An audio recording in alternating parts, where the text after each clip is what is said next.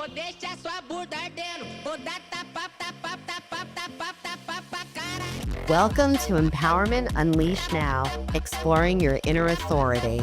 I'm Michele Jones. And I'm Scott Collins.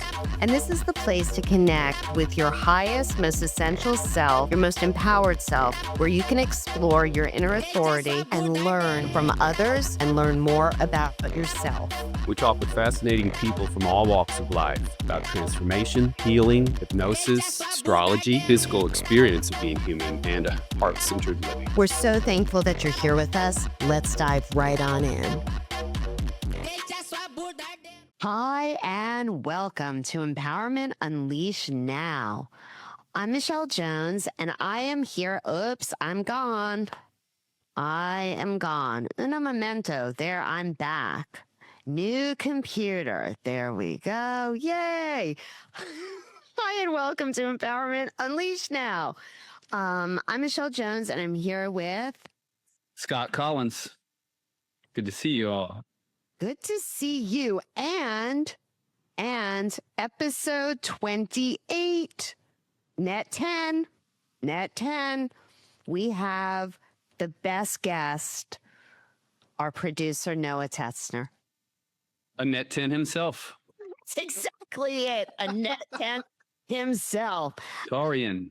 The total Taurian. And so, like, Noah, I'm going to brag about you for a second. I'm going to say that Noah is our producer. He is our friend. He is our colleague. He is our creative confidant. He is like our captain on the ship. And I can't tell you how much joy doing this podcast has brought, like, to my own life, like bringing back creativity, helping people, being able to reach people. None of this would be possible without profiting with podcasting CEO and founder, Noah Tetzner. Welcome to the show, my friend. Thanks, Michele. Thanks, Scott, for having me, guys. And right back at you. Like, you guys know that I love producing this show, and I love the mission that we're on to inspire and empower listeners all over the world. But selfishly, I gain so much from being a part of this mission with you guys. So it's the pleasure's all mine.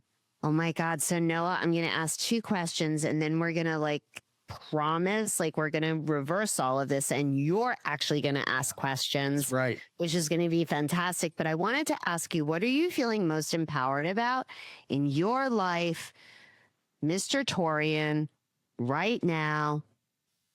Empowerment for you. What are you feeling most empowered about, Noah? Oh, man. You know, Michele, I'm feeling empowered about everything right now, especially being that we are in Taurus season. We're recording this on April 29th, 2025. And I feel like one of the things that I realized in this is what I feel most empowered about is probably about a month ago, a mutual friend of all of ours and I did a session, and he helped me realize that my purpose in life is helping other people find their purpose. At least that's my purpose right now. And so I feel really empowered by just creating, building, doing these podcasts, having these conversations. It really brings me joy to just roll up my sleeves and create things and build things. So that's what I'm feeling most empowered about right now. I love that so much because you're finding your serious joy. Yeah. Hint, hint, wink, wink, nod, nod to the mutual friend. No, because truly helping people to find their purpose, to find their voice, to find their message, what an incredible purpose to be tasked with by your soul, right? That's just so beautiful. So the other question that I was going to ask you, Noah, is if you could tell us a little bit about you and just what made you get into podcasting and podcasting production. Yeah. So I was 16 and I knew that I didn't want to go to college, to be honest. I was 18. That like ominous number was fast encroaching. And I really was trying to figure out, gosh, what am I going to do with my life? Like, what's my career going to be? I knew that I wanted to get to work. Didn't want to go the college route personally. Because I'm a lifelong learner, but like structures don't really work for my learning style. So I shadowed a bunch of different people, including my father, who owns a real estate appraisal firm. And so I would drive with him all over the state of Wisconsin to all of his inspections, and we would listen to podcasts during those drives. And he said to me, Noah, you should start a podcast. And I'm like, Dad, what am I going to start a show about? And he's like, well, you love history. So he bought me some podcast equipment for Christmas, and it sat in my room for 2 years before I did anything with it. And then one day I just, it was March 24th, 2018. It was the year I started my first show. And it was a history podcast about Vikings, because that's what I was like really passionate about, is history. And I thought, I just felt this connection to Viking history and Scandinavian history. So my first guest was a professor of medieval literature at Oxford. And within 5 months, 50,000 people were tuning into the show. And that led to travels and connections and lifelong friendships and working for other people, and really like getting into the marketing side of, man, how do you grow an audience and monetize it? And that's the Cliff Notes version of how I got here. Wow. Wow, wow, wow. I mean, talk about following your passion. Like, talk about creating your life and manifesting purpose. Like, that is such an empowered stance from such like an early age. So I have to say, I'm not going to ask any more questions because then I'll be a liar. But so Scott, you made it out of the gulag, which I asked you like prior to the show, like, do they serve goulash in the gulag? But No. no. Oh my God. All right. You know, the one I stayed in anyway. Oh my God. Sounds like they serve something worse there. So my question for you, my friend, who I think is visiting a friend's house, you know, before Noah lets people get to know us, today was the psychedelic Thursday. Oh, was it? Oh, pretending that you don't remember. All right. I have to keep building the suspense to that. I'm in a good place though for that to finally happen, I think. All right. Figure the microphone's out though.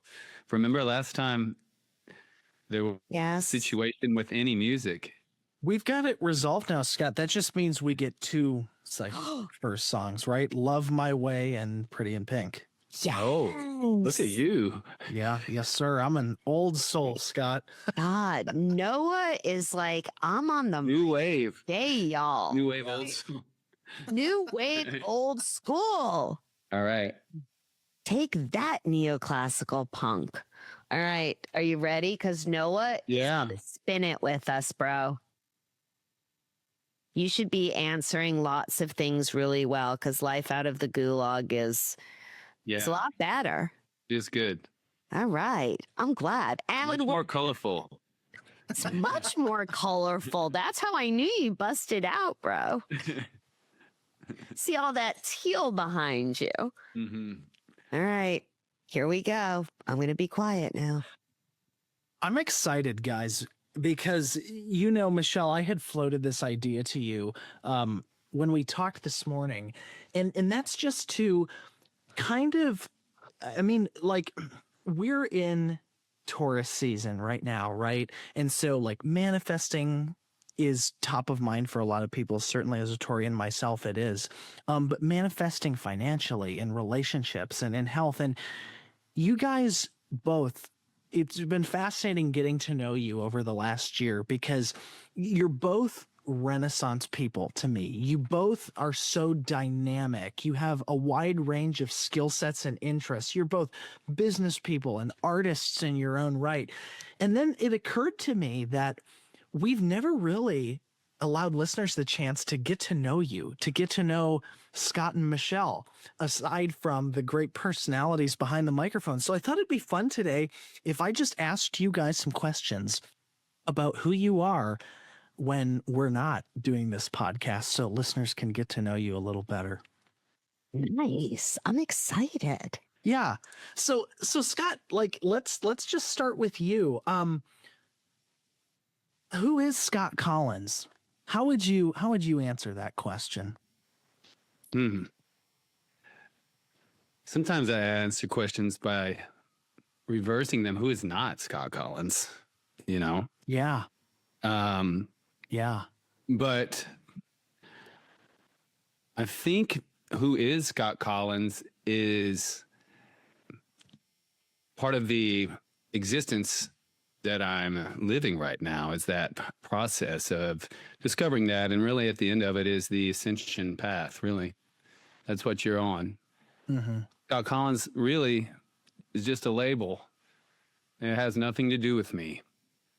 What to me is inside and fully, completely spirit and energy, and here to achieve ascension and fulfill the contracts that I have with the others that I had in my other timelines. And they're very important ones right now that I'm here to fulfill. I hear that. I hear that, Scott. I appreciate that answer. Now, you're a musician. You've been a musician for a long time, Scott. That's like a very big piece of your reality here during this timeline. What does music mean to you? Like you do shows across Nashville. You're very, connected in that scene, and you're very talented at what you do. But like, what does music mean to you, and what role has it played in your life? Wow, thanks. That's a great question, and thank you for that compliment. And if I was to label myself as one thing, musician, the M words, musician and mystic, would probably be the two most important and the things that I connect with the most, the things that have meant the most to me in my life. I do believe, dropping a lot of M's, alliteration here, that music has magic. It actually has the ability to access things that normal life does not. Can occasionally be accessed in the unconscious via trance or via plant medicines and psychedelics and meditation, things like that. But music really has this wizardry that is different when you combine tone and frequency with word. And, it might sound extreme to say it saved my life, but it really did at one point. And it has always brought fulfillment and meaning. And I think it is our essence for all of us in some form to be creative. It's like it's the essence of the universe, to expand and create. Yeah. And music for me has been the biggest form of that, to navigate through any and everything of life's experiences. Music's always been there, like as a shield, as a soul weapon, as a way to tell my truth, because everybody has their own truth. So a way to be an oracle, a way to hold a mirror up. Music really is like a form of wizardry. You've done a lot of studio work, Scott, but you also do live performances. Yeah. What is it like?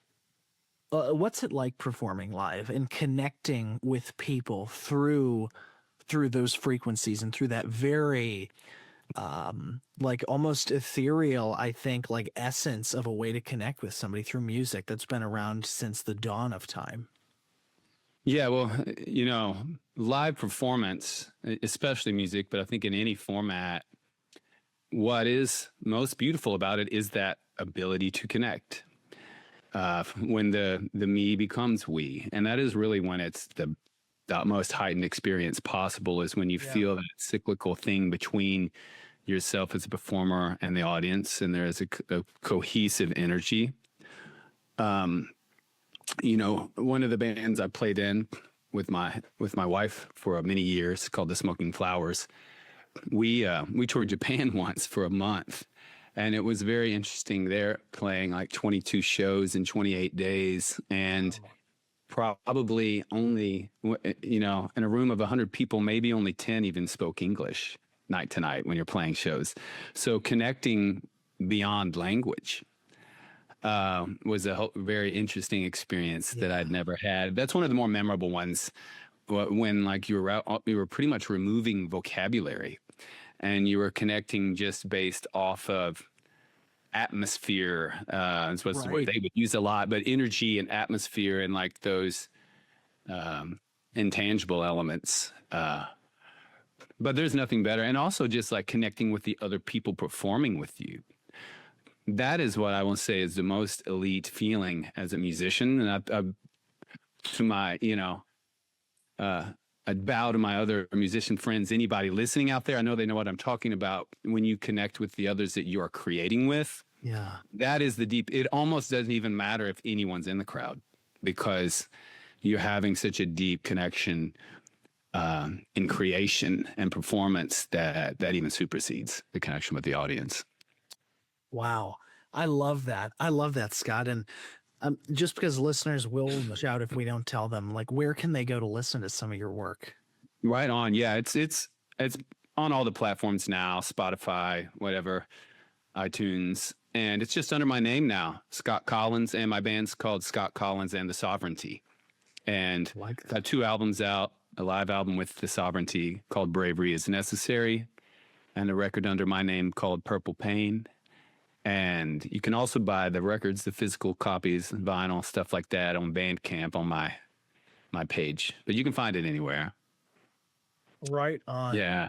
And mainly just playing in Nashville right now, not touring much. I've toured in the past all over the world for like 20 years, but mainly keeping it in the local vibes right now, which that's a blessed thing about living in a city like Nashville. There are clubs and you can be playing a lot, and you have such an incredible community of creative people to experience it with and be on the receiving end and the giving end, all of it. I love that. I love that, Scott. That's fascinating. So, Michele, let's turn it over to you. Michele, you live in a house that is very special, in a very sacred place in East Nashville, because I went and saw you there because I needed help with, I needed some things handled because I was going through a very dark time in my life. I would say the darkest time in my life. And when I stepped through your door, and I was just carrying so much anxiety, and I was late to the appointment, and I had been living in another country for 3 months. It was like a portal into another dimension. And I remember we spent the first 45 minutes together. And after that, like, I was smiling. I was like, I would find myself laughing a little bit at some of the things in our conversation. And like that relief, I can't recommend the work that you do through Nashville Colon Care enough. So could you just tell us more, Michele, about how you help people? And just tell it. Yeah, let's start with that. Just tell us how you help people and what is your passion and motivation for doing that? Yeah, so I guess, in America, we're kind of funny people, right? Like, we tend to be super puritanical about things that we shouldn't be, and things that we should be a little bit more puritanical about, we're not. And so, like, people tend to like chuckle, like, oh, like colon care, or, colon hydrotherapy,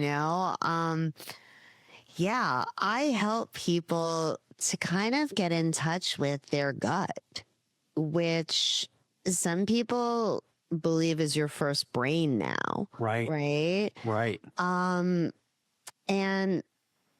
what the coolest part about what I do is that it's not like I sell anybody on anything. Like, people come to me because they know that they need to get to me, either for higher self work, colon hydrotherapy work, just how to have like living food in your world, how to create your purpose, how to tap your intuition, how to align chakras, like systemic, like energy moving through the body, I think is my 11-degree Cancerian trying to balance it all in the body. It's a Virgo ruled degree, and Virgo is all about the body and kind of how it runs.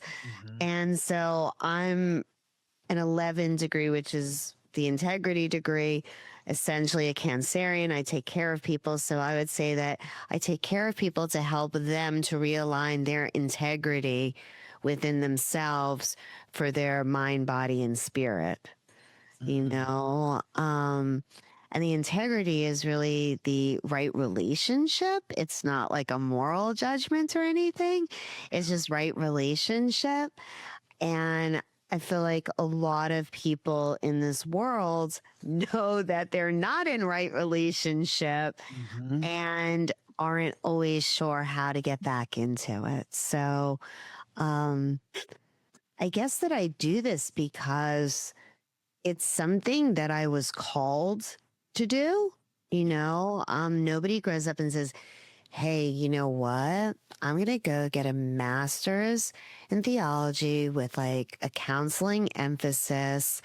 Then I'm going to be a Montessori educator and make like zero money. And then, yeah, I'll become a colon hygienist. So like and then like a hypnotherapist to make it a little bit weirder, you know? So it just was never like, oh, I should do this because then I'll achieve this. Yeah. I think that for me, it was usually following what was a spirit-led adventure is what I would now say, called my life. And I tried to just be guided by something that was bigger than me, but part of me. Do you think that all of the experiences you've had in your life, Michele, were necessary because you can draw on those when you work with clients and help them be liberated through whatever they're going through? Oh, yeah. I mean, like, I think that the experiences in one's life, especially when you've walked the earth for a few decades, you start to realize like just another me. So like somebody is sitting in front of me delivering a message to me as much as I'm delivering a message to someone else. Yeah. You know, like when somebody comes in to me and talks to me about how they just started taking cilantro and they're eating it all the time and they're da da da da da. And when I go and I check in with myself and I'm like, oh, should I be having cilantro? The universe is like, yeah, of course you should. And so it's like I can receive that as much as I can. So it's, I guess though, what I recognize now more than ever is that, again, just another aspect of myself. And just as I am for somebody else, an aspect of them, you know? And like I had a client come to me and she came to me for colon hydrotherapy. And then we started doing some higher self work because so many people recognize that like their gut is telling them something. So then like once the gut gets cleaner and clearer, all of a sudden the mind is like, oh, I'm getting those signals now. Like, you know, because other than your brain and your vertebrae, you have more nerve endings in your gut than anywhere else. So when all those things are interfacing together, people are like, wow. So this woman was asking me, like, essentially, how do you get a gig where you help people step into their highest version of themselves? Yeah. And it was super cool because I was like, you know, I actually can support her in figuring like a pathway through to this. And it just like gave me a perspective that I hadn't had before. I've always felt like it's a blessing and a privilege what I get to do.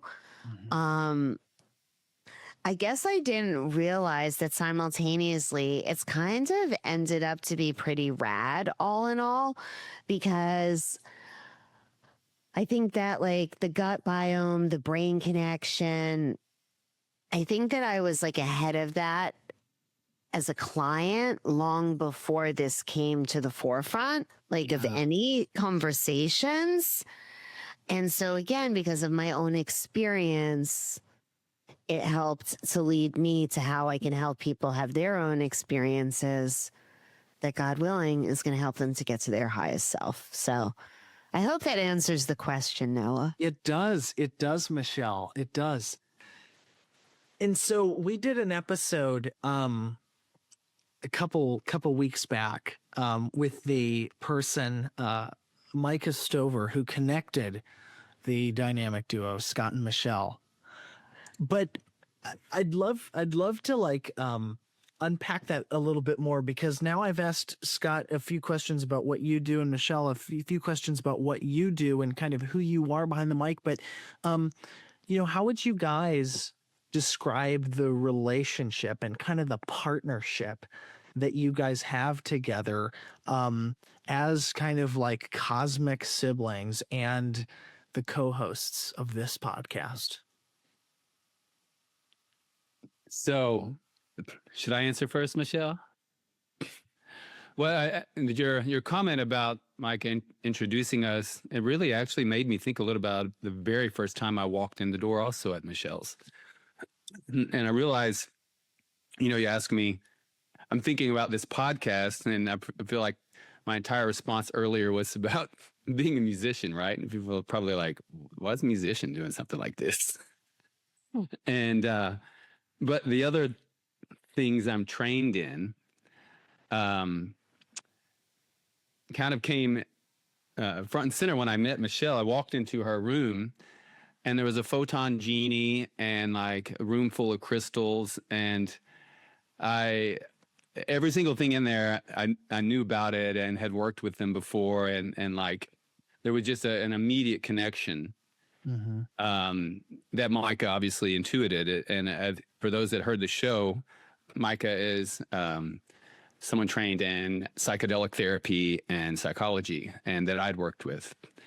So my background that led to me walking into Michele's place and recognizing all this equipment was that I do have a degree in theoretical physics and aerospace engineering and a minor in mathematics. And I studied plant medicine, herbalism, alternative cancer therapies, holistic health therapies. I've studied that for about 13 years, and also trained in hypnotherapy, the same person that Michele did. And that has just widened into a broader thing, studying astrology for several years now. And when we met, there was an immediate connection, I think, about all esoteric forms of healing. It was almost telepathic in some of our communication. And I think I noticed that our energy brought out a channel in one another. Like even when I left that day, Michele just allowed herself to say something to me. A penny for your thoughts was the name of it, was what she said. And and my mother's name is Penny, and there was a message in that for me. I came to see her, right? But she was talking about the messages we've received, the mirrors we are to one another. And that was on full display that first day that I met her. And as was like this vastness of what we're trying to do on this show, Empowerment Unleashed Now, which is empowering everybody to be their own guru, to be their own Yuru. Yeah. And I told you to go to Kentucky. Yeah, he did that too, which is where Penny lived. Yeah. Yeah. Yeah. Scott forced my channel open, by being a client at the time, asking me, because he could intuit that I was getting in intuitive messages. Up until then, I would say that I had been kind of like a closeted to myself, like mystic, who just believed, and I still do believe, that everybody is intuitive. But not everybody is willing to open or turn on their channel. And I just wasn't like willing to really do that, because what if you say something super kooky? What if you're wrong? What if I don't even know. So Scott really kind of called out my mystic. Yeah. Like, I know something's going on in there. What is it? You know, so it was a definite sibling like remembrance at like a very profound level that makes a lot of sense to me. You know, like I was actually speaking with his real brother in real life, like IRL, like yesterday. Yeah. And there was a topic that we were talking about, and I just said to him, you know, I know like you're his brother. I was like, but I can't help it. Like, I'm super like protective, like of him. Like, and so like, you know, I really do think of him as my brother, you know, and I'm sure he was like, great. I didn't want to share him, you know, like, so it was just, so it's like really funny because it's like this very deep karmic sibling connection. So, and I've had other, you know, brothers and lots of sisters in this lifetime, but this was just a remembrance of one prior. I feel that. So how did you guys get the idea to do this podcast? It wasn't always called Empowerment Unleashed now, but what inspired you to do the podcast? Oh my God, it must have been a channel download because I barely remember at this point. Yeah, me either. I mean, I remember the other name. I'm like, how did we get into all of this? Yeah. Like, I just think that we were like trying to open up our channels more and download and like talk to people about trusting their gut. It was called Trust Your Gut, y'all. Scott refused to say y'all. He wouldn't y'all with us. And so we had to change the name. No, I'm just kidding. We changed it because it had greater meaning to Empowerment Unleashed now. But legit, we were doing it to experience that downloading together that we knew other people were starting to spontaneously like show up and talk about, especially in my office, you know, and in Scott's world. There were just a lot of people. And so I was like, you know, what if we did this? And it was like, yeah, let's give this a whirl. And then like, it was literally like, I don't know what it's like to be in a band or to form a band, but I would say that we had to have the coming together, the creative process, the ironing out, who's going to do what, who's going to go where. And then we had to meet the right producer. Yeah. Because you can be great artists, but if you don't have a great producer to organize the art and get it out, production doesn't happen. Yeah. I feel like that was a divine connection as well, how we met. You know what I mean? Fascinating connection. It was fascinating. And I remember the first day we met, we went for like, oh goodness, probably like 2 hours, 2 hours or 2.5 hours or something like that. Yeah. And I just, I felt a connection as well. And yeah, no, we're going to be, I wish listeners could hear some of the green room chat we've had after guests, because people love the guests we've had on the show. But after guests leave, typically we'll still hang on Zoom with them for, 15 minutes or whatever. And we've started to release some behind the scenes kind of, off script chat. But so many people, in fact, I can't think of one guest who hasn't commented on the energy generated from the sibling dynamic and just how much they enjoyed being a part of of this show, you know, and spending time with you, Scott, and you, Michele. So I'm excited for listeners to get to experience more of that on the show, and ultimately kind of experience some of the channeling that you guys are going to do together. Yeah. I love how you commented, Noah, on feeling the connection, because I think that's something that can be imparted out to listeners is when you feel that connection, you probably are entering in some sort of contract that you are here to fulfill. Like really, that is the key to manifestation to me, is that you feel it into existence more than you think it into existence or anything like that, or even visualize it.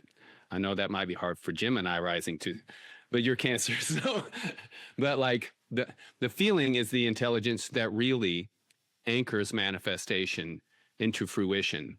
Like, how do you want your life to feel? How do you want that abundance to feel, that prosperity? How do you want that as finance to feel? Whatever it is, the health, the fitness.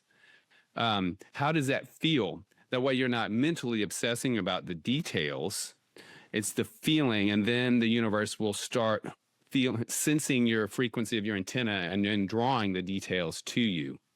When you feel a connection with another human, then that is also the universe working with you on the manifestation, but also likely that is your soul contracts coming into play as well, where you are helping one another to become the highest version of yourself, doing what you're doing, Noah, in general, which is what was told to you in your reading, helping one another really raise the frequency right now, especially of Mother Earth. Like 14% of us are here to help raise to that higher frequency, the 5D frequency on the Aquarian symbol, and not on the lower one, and then like course correct all these other timelines that some of us have triggered traumas and fears from Atlantis or Lemuria or whatever it happens to be right now, to course correct just by changing our frequency, just by fulfilling our contracts with those that we've agreed to come back here in this life bravely to do. Yeah. Feel it. Feel it. When you feel that connection with that person, like that is the ticket. Mm-hmm. Mm-hmm. Yeah, I love how you put that. I love how you put that, Scott. And a question I'll ask both of you, just being that we are in Taurus, is again this topic of manifestation. Like, I really do admire you both. I like, seriously, and I consider you both spiritual mentors in my own life. And so when it comes to manifestation, I mean, gosh, I can look at my life and there's some things that I'm so proud, because I just, like, I remember the moment I first felt it, or the moment that the thought entered my mind. And today that's my reality. And I also can look back on some of the lessons that I've had to manifest as well, and some of the things that I attracted actually quite deliberately that ended up being not good. But when it comes to this topic of manifestation and the innate power that is is within all of us, what's a word of wisdom, or just a word that you'd like to give to listeners when it comes to manifesting? What should they keep in mind? They should keep in mind the U inverse. So rather than it being the universe, it's the U inverse. Every single thing that we've ever manifested has been based on our internal frequency, vibration, that we then are broadcasting out. So to me, that's one thing, Noah, that I did not know. I thought that manifestation came from wanting things outside of you, like goals. Right. That was what I thought for decades. But so that's an important distinction, because I really do think, Michele, that is what most people, or at least many people, think of it as. But what is it? So it's, if we're looking at something external from ourselves, there's a separation already. Right. Right. Right. And so in that separation, if you're trying to bring something to you, why would you separate from it? Mm-hmm. Right? It's like if you're trying to bring manifestation in, why would you set it as something outside of you as opposed to tuning in your dial Yeah. to that vibration within you Yeah. that will then broadcast out to where the alignment is matched? Yeah. Right? Because like, so we were listening to Louise L. Hay, right? And we're going to do a little experiment. There's this great meditation that she talked about, which was how to manifest $50 million. And I just like the number because I love zeros, right? And I love the number 5 as a Gemini rising. So I was like, oh, you've had me at the 5 and all the zeros, Louise. Yeah. So like what I thought was super profound, and well, Louise Hay, I mean, please, what doesn't she say that isn't profound? Like it all is. But nonetheless, she specifically said that you have to like be as familiar with that, and he's gone. You have to be as familiar with the 50 million as you are with going grocery shopping. Mm-hmm. Yeah. Like that's like a Zen trip, man. Yeah. I feel that. Yeah. Like that is like a zened out next level relationship, as opposed to feeling, this is a funny word to talk about with manifestation, the charge, as opposed to feeling charged about it. Yeah. Yeah. I never actually realized that with like charge cards also, like charged. Mm-hmm. Like that's just an interesting. So when she was talking about being as neutral with it and as familiar with it as you are with grocery shopping. Yeah. So the other day I found myself dinking around about something with the new computer. And I was like, what would 50 mil Michele do? Oh, right. This one. It's like, Yeah. so to me, there's so much wisdom in that, because how do you attune to an expectation that's outside of you? Yeah. The neutrality, I think there is the piece de resistance, is being able to be neutral in your response when you are sinking into that feeling of manifestation. Mm-hmm. The charge, like you mentioned, I think that's a really good word, Michele, for it. If you get charged, like with anything, with fear or desire or lust, I mean, or any of the charges that can enter into a manifestation, that they really are, I think, signals to investigate. Yeah. Where you're at with your intention in your heart, like where really in the intention is this manifestation? Because the ideal manifestations are really heart-based for the highest self-good and for the highest good of all. And the charges are really our cues to investigate where we're at with that.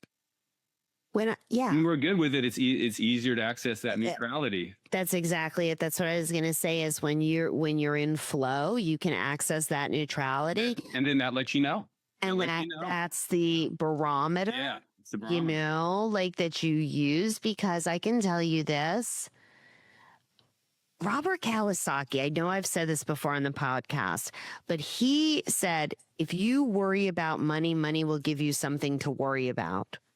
Yeah. When I manifest the most, the greatest, the highest, is when my heart knows it's right. Yeah. it feels good, and I feel it in my whole body because I'm very clear kinesthetic. Yeah. Feeling it into existence, right? Not thinking it. And also right relationship, which you mentioned earlier too. So you were in right relationship, the heart lets you know neutrality feels natural when we're in right relationship. Natural. That's a great, I like that one, bro. That's the manifestation. In order to be abundant in the manifestation, it must be au natural. Like it has to be in flow. Yeah, for sure. Yeah. Yeah. Right relationship with it. Okay, here it is. I am in this now. Yeah. What I've manifested. What's my relationship within it? How different am I going to be? Hopefully not at all. Mm-hmm. Right. It's just necessary resources now for me to continue on the ascension path. Yeah. Yeah. Relationship, whatever it is. It's all energy. I love that, Scott. That's really interesting. Well, guys, this has been fascinating for me, and I know the listeners will have enjoyed it as well. Just the opportunity to get to know you both, and of course, we'll include links to Nashville Colon Care and places where folks can access and enjoy Scott's music. What is one thing that each of you would like to leave our listeners with today before we sign off with an affirmation? I've got mine. Go ahead. Yeah. I would say that abundance isn't something that you chase. It's something that you embody. Yeah. I think I'm going to just reiterate something we've spoken about a little bit, but feel it into existence. Yeah. Really anchor in the gut and the heart's intelligence and feel how it will be, how it is. I feel it like it is already here. And know if it is in your heart, that is not only for your highest good, but for the highest good of all. It is your contract to fulfill. It's not selfish. No. It is your duty. Raise the vibe. Man, amen. I love that, Scott. Spoken like a Capricorn. It's your duty. I got a little scared on that one. I was like, damn it, I'm assigned more work from this dude. No, it shouldn't feel like work. When it's natural, neutral and natural.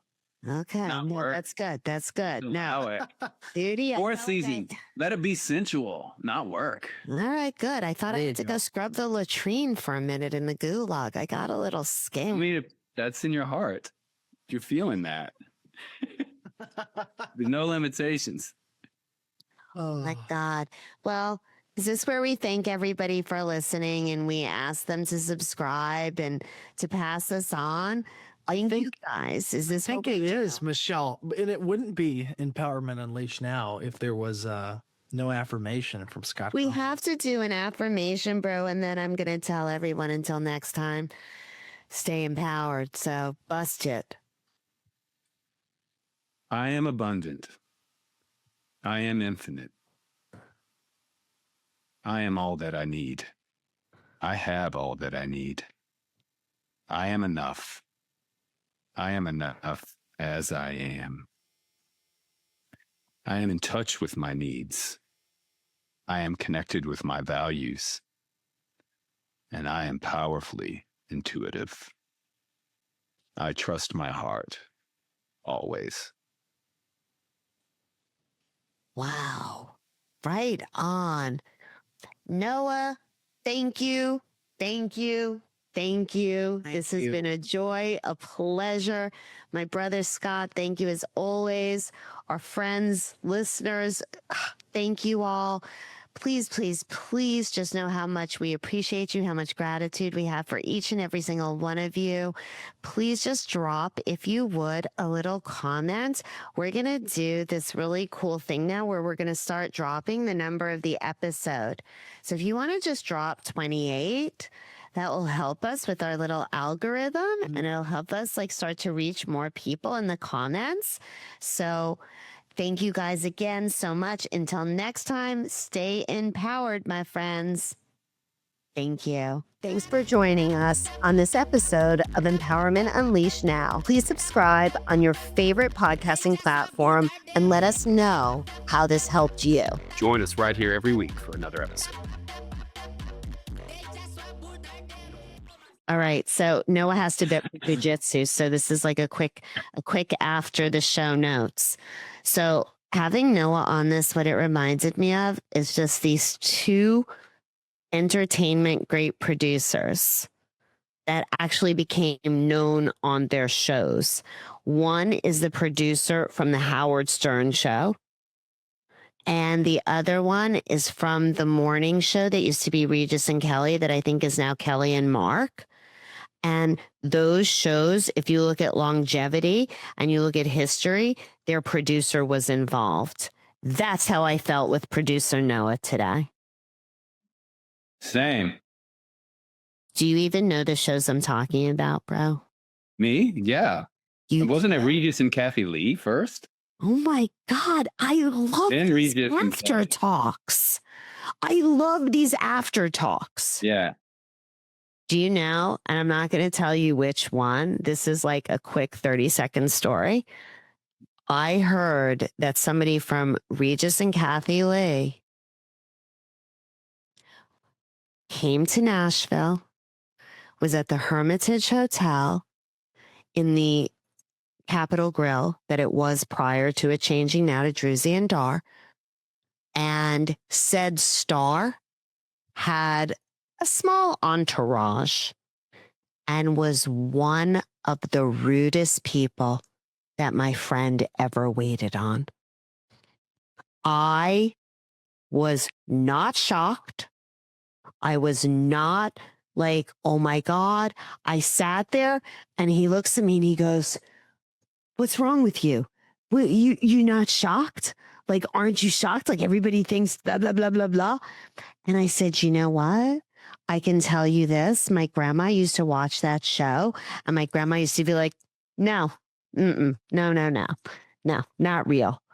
And I was just like, oh my gosh. So I got into watching the show because my grandma said, no, not real. And it was like very, very strange that like somebody brought this to my attention afterwards. So Interesting motivation. I know, right? That's really, Yeah, that's a whole other conversation. yeah, but it's a whole other conversation because my grandmother never said anything bad about anybody. And it wasn't like she said something bad. She just said, no, that's not real. But I got into it and I'm going to tell you why I watched. I liked Gelman, the producer. I appreciated his genius and his mastermind. In my mind, Noah is our Gelman. He's going to take us to the top, baby.